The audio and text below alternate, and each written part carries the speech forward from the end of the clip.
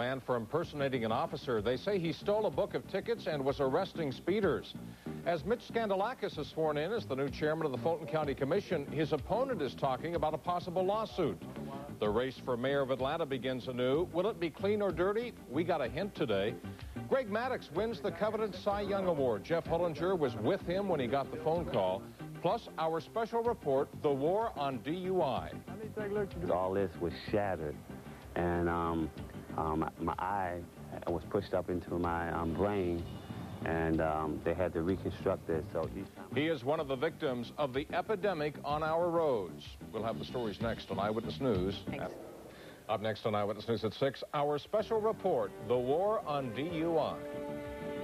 It was a terrible, terrible, terrible unintentional happen. He was driving drunk when he hit and killed 2 young girls on a Cobb County road. And coming up later, the supersonic Concorde returns. Georgia this year unleashed new weapons in the war on DUI. With new laws, the state hopes to cut down on the slaughter on our streets and highways. On an average day in Georgia, 24 people are injured or killed in alcohol-related crashes. Tonight, the stories of 2 men, one sentenced to life in prison, the other who says his life is now hell.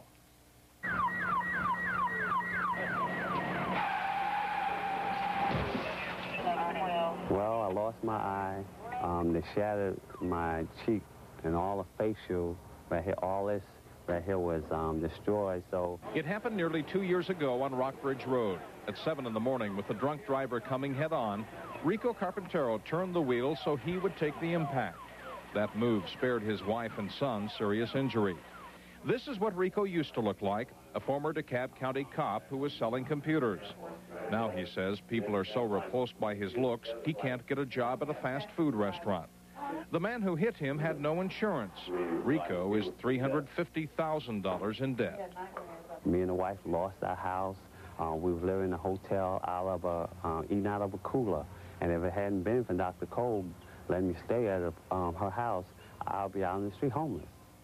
He lives in a house owned by his plastic surgeon, who has done more than give him shelter.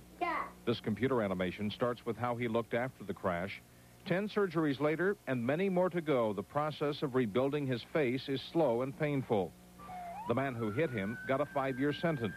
That man had 2 previous DUI convictions. Look at my heel, Ronnie. I want you to put your heel on the ground just like I got mine. All too many of those arrested for DUI in Georgia are repeat offenders. This man with a previous DUI was driving even though his license was suspended. There's a reason he couldn't pass a simple roadside test. On a portable breathalyzer, his blood alcohol content was .29, nearly 3 times today's legal limit. Last year alone, police in Georgia made more than 83,000 DUI arrests. Why even give me a chance? You don't want another chance? Why give me a chance? I'm going to jail. You know I'm going to jail.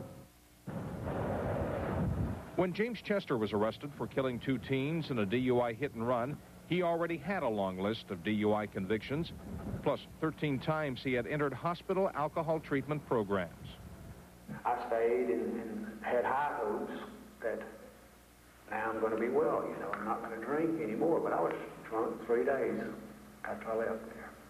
James Chester says his road to this prison started back in 1975. His business was in trouble, and he started drinking. By 1985, he was trying to salvage his 4th marriage. And he told me by that time he was drinking so heavily, he doesn't remember anything about being arrested 6 times for DUI. Chester is now serving a life sentence for killing Darlene Deaton and Christy LeMaine as they walked down Old Concord Road. It was an unintentional, terrible happen. The young ladies weren't walking down the road to get hurt. They were probably talking about who knows what, enjoying life, you know. They meant no harm. Neither did myself if I was coming down here, because I don't know them. Chester was prosecuted by Cobb County District Attorney Tom Sharon. This is a guy who'd been involved with DUIs and hit and runs before, so he knew the consequences of driving and drinking. It was a terrible, horrible accident, but my mind wasn't there. You don't remember hitting the girls? I don't remember hitting the girls. After he hit the girls, and it was clear he hit them, it wasn't, no matter how drunk you are, when you shatter your windshield and one rolls up on the hood and over and into the bed of the truck, you know what you've done. he compounded the problem by once discovering her in the bed of the truck, covered her up and allowed her to die, and then dumped her body later that evening. Now, you may say, I didn't suffer as much as the young ladies. No, theirs was evidently quick, and, you know, and that's terrible, terrible, terrible. But my suffering's been for an eternity. Chester claims punishment doesn't work for drunk drivers. He says the answer is a new way of thinking, which he says he has found with God. Tom Sharon says the Chester case just proves that for some people, prison is the only answer. Now, tomorrow at 6, are Georgia's laws tough enough? We're going to travel to Oregon, where an innovative program is keeping drunk drivers from even using their cars. Also, where there are programs where drunks have to prove that they are sober just to be able to start their car. That's tomorrow on Eyewitness News at 6. Lessons Georgia can learn about the war on DUI. Chester and Carpintero, both desperate situations. What does the future hold for them? James Chester, technically 7 years into his sentence. He could be considered for parole. The experts say he's not getting out. I don't think anyone expects he'll be out. As for Carpintero, his life really is hell. He started a foundation called Foundation de Mañana. He's trying to raise money to help other people like himself, victims of DUI, who find themselves in financial ruins for something they didn't do. They had no responsibility for. All right. Interesting. Look forward to your report tomorrow. Just ahead on Eyewitness News at 6, Ken Cook will tell us if the clouds will bring us rain. Also coming up.